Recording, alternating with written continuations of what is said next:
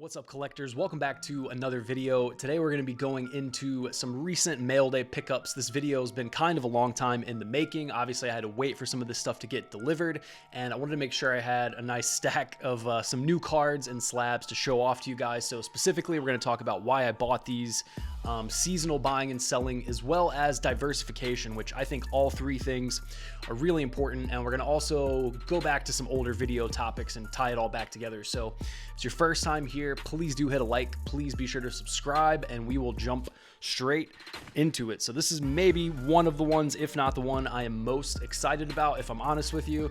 This one was bought from overseas. This was not found in the US, so it took quite a while to get here. But as you can see, this is a Raheem Sterling Masters by Futera. It's got a game-worn piece of jersey in it, which that's always really nice. Sometimes it says player-worn. That's not exactly the same as game-worn, but it's close. Now, let me show you one extra little bit about this. Notice the number that we have on the back here for two reasons. One, not only is this jersey numbered, number 7 to go with Raheem Sterling, but 711 is just a great number for a card. So this is a, I guess you would say, super short print, Futera unique. So I ended up buying this, like I said, from overseas. It took quite a long time for this to get here, but the reasons for buying this, well, it looks like City is probably going to win the league again. I'm sure you know that if you've been watching Premier League, but pretty good odds that City wins the league. And also, Sterling is going to most likely be featuring with England quite a bit going into the World Cup, and especially in the World Cup. So I think this could be good to either flip maybe around the end of the Premier League season if I decide to flip it, or maybe wait and hold until closer to the World Cup. Because even though it is a pretty competitive team, I do think Sterling might be the one leading the way as maybe either a right wing or left wing with England, and definitely getting quite a bit of playing time. And then not to mention, on top of all that, there's a good chance while he's featuring with City, you know, if they're playing against one of the middle to lower tier teams, which I know is coming up in the next few weeks in the Premier League, there's a good chance he could get his own in terms of assists and goals. Like if he has a 2 assist, 2 goal game, or a 2 goals, 1 assist kind of game, maybe I'll consider listing this up. I think all told, I spent around 35-ish for it. So really not a bad deal, and especially because, like I said, this is jersey numbered, as you can see, 7 out of 11. So I'm more in this for probably the middle to long term, but if he has a crazy game or a hat trick or something like that in the next couple weeks, I might consider going ahead and moving on from this one and taking a win if I can. But I think as of now, that Sterling card is probably sticking around. So next up, we're going to stick with the Premier League, although this card, as you can see, is not from a Premier League team. However, this player, Mohamed Salisu, really caught my attention when Chelsea was playing Southampton. So you guys have probably heard me talk some about Chelsea. That's the team I follow and support. So this is a Real Valladolid card from Mohamed Salisu, who is just absolutely tearing it up at center back. And little did I know, he also is leading the Premier League in interceptions this year, at least at the time, I think, of recording this video. So that might change at some point, but as of the very beginning of February, Mohamed Salisu is leading the league in interceptions, which is pretty crazy given that he is definitely a young player. So this one, as you can see, is numbered 2 out of 50.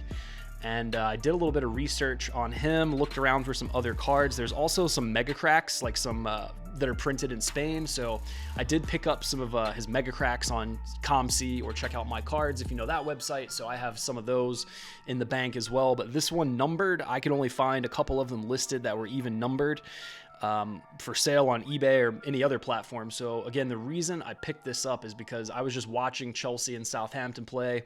I guess it was 2 to 3 weeks ago now, and he was just all over every single pass in the box. He was heading it away, he was clearing it, making good decisions, and I believe he's 20, 21. He's in that range. It could be 22 at the oldest, but yeah, I did a little research on him, and after watching his game, I was pretty convinced that this guy has some potential. So he didn't move in the winter transfer window, which has come to a close now.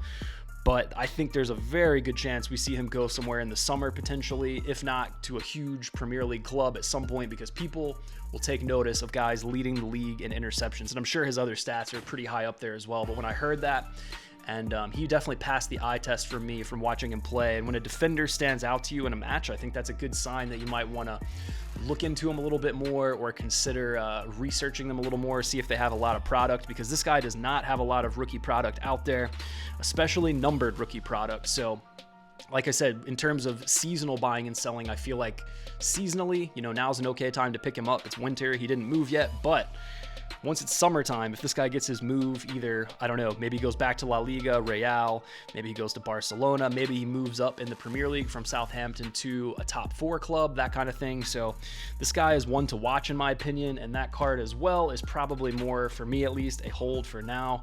And I will maybe look to move it in the summertime or wait and see if I really like the way he plays. I might just hold it for the long term. We'll see what ends up happening with him.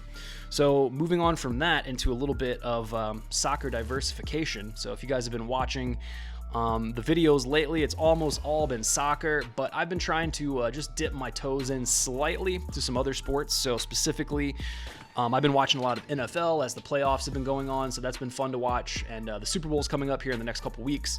And also, sometimes I've been checking out some NBA games at night, just kind of when I'm chilling or after working or whatever. And I happen to be watching the Lakers play. Malik Monk, who did play for Kentucky in his college days, got subbed on for the Lakers, and I saw him just draining some threes. So did a little research on him, looked back at some of his stats, looked at some of his cards. NBA does have a lot of printing of different cards and different rookie variations, but I went ahead and bought a couple numbered rookie cards that I found were pretty cheap between COMC and eBay prices. This one I like a lot just for the look of it. The blue and the orange is kind of nice. It's numbered to 193.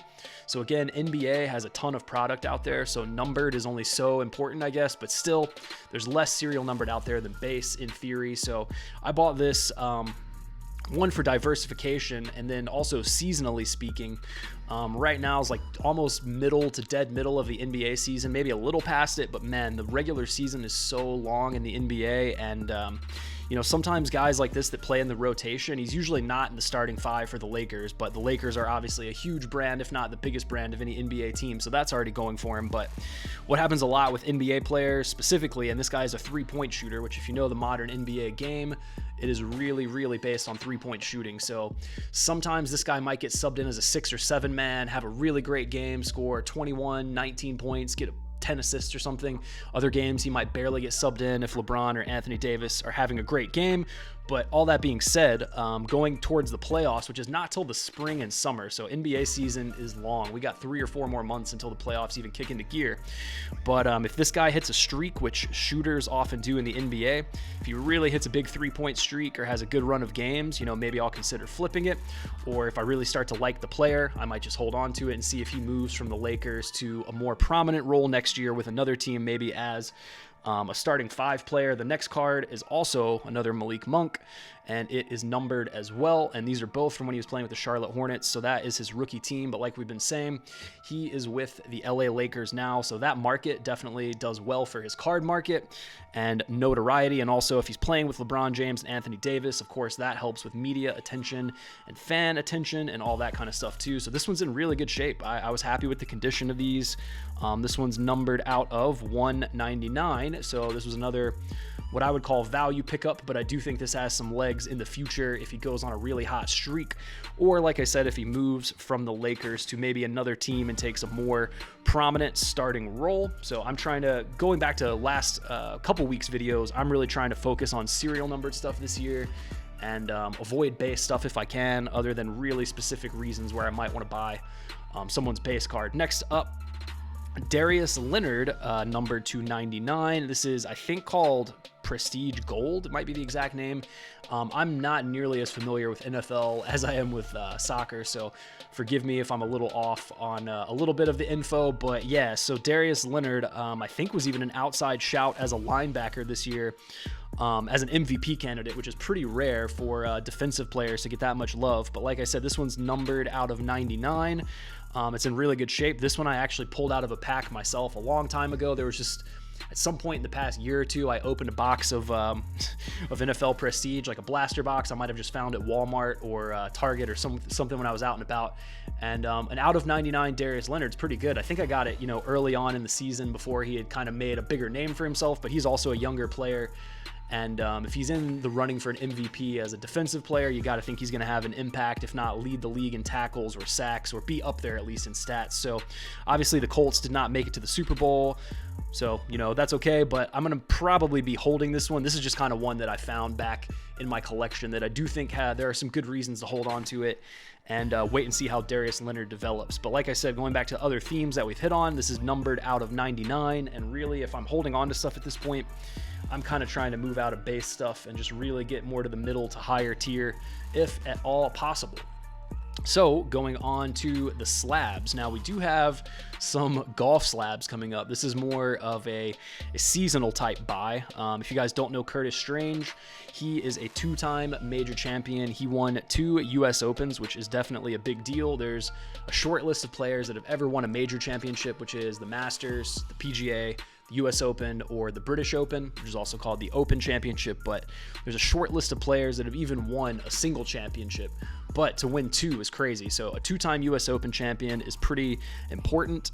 This card or sticker is kind of almost in between. I guess this is a card more, but it's a near mint 7, which is not bad for vintage.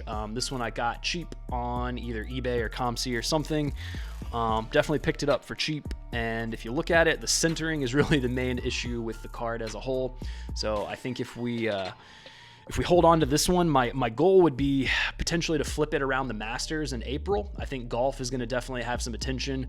If you guys have been following any of Tiger's cards lately, Tiger Woods golf cards, especially rookies, are definitely having a little bit of a run up. So with those heating up, I imagine that's going to bring some attention to golf at large. And then also, obviously, I am mostly into soccer and soccer product, but having a little bit of golf to diversify might not be the worst. And, you know, to top it off, I am from Virginia. This guy's a Virginia man, so why not have a little bit of him in my collection? But yeah, seasonally, I'm thinking in the winter time, before the major championships start. I mean, there is still some golf going on, but I think this is a pretty easy play to make. Buy him for the cheap, wait for the Masters, maybe wait for the US Open or some of the other majors to kick off in the spring and summer, and then I might consider flipping it. If not, he's still up there with all-time greats, and I want to say he even commentates some as well, which helps to keep him in the media and in the limelight a bit. And then next up, we do have another golf slab. If you guys have watched golf at all, either casually or, you know, here and there over time, you probably know the name David Duval. He is only a one-time major champion and was really at the top of his game and then sort of just dropped off out of nowhere, which I'm sure there's a long story that goes along with that. I don't know all the details, but this one is a Beckett 8.5. He did win a major, though. He won the Open Championship, which is an interesting and difficult one to win. So he has won a British Open. This one, again, was in like the $5 to $10 range, and it actually did have subs on the back, which was kind of cool. So this one has subgrades. I wish they were on the front, but it was 9.5 center. I don't know if you guys can read it exactly, so I'll read it off. 9.5 centering, 8.5 corners, 8.5 edges, and 8 on the surface. But overall, is definitely a nice looking card. And I do like Beckett slabs, but I know there's been a lot of people saying they don't love Beckett customer service and grading services lately. So yeah, I didn't get this graded or anything, but this was in the $5 to $8 range shipped, which I thought was a pretty good deal for a guy that's won a major championship. And I was looking back at his stats today and have some of them pulled up now. He actually was tied for second in the Masters twice. He tied for 10th in the PGA Championship twice, tied for second in the US Open once, and he did win the British Open in 2001. So still up there with some pretty crazy stats in terms of golf greats. And I do believe he also either does commentary or some analysis at this point. So I think David Duval is also still somewhat in the limelight. So I hope that gives you guys some ideas of what I'm buying, the reasons I'm buying it, some ideas about diversification and seasonal buying. Now, again, those other cards that are not in the soccer space, you can see from that Sterling all the way down. I spent a little more on the Sterling, so a jersey numbered, patch, super short print, relevant player, relevant team, relevant World Cup. That all checks off in Sterling's favor. Some of the other ones, as I get a little less confident in myself, mainly from my sports knowledge, is, you know, football, golf, basketball. I'm spending some money, you know, I'm getting, that's more $5 to $20 to $15 range cards for numbered rookies. So that I'm trying to allocate more funds where I know my stuff. So I do think it is good to kind of use that methodology, but again, it doesn't hurt to diversify and branch out a little bit, especially if you're watching a game like I was saying about myself with Malik Monk. Saw him playing for the Lakers, saw him get subbed in, knocking down threes, three-pointers. You know, three-point shooters heat up a lot and they go on streaks, which really can help their card values, especially in the playoffs, which again is quite a ways down the road. So I don't know if I'm super confident in the Lakers playoff chances, but if Malik Monk does go on a run, I've at least got some cool serial numbered rookie cards to go with it. So I hope you guys enjoyed, appreciate you watching, and see you on the next one.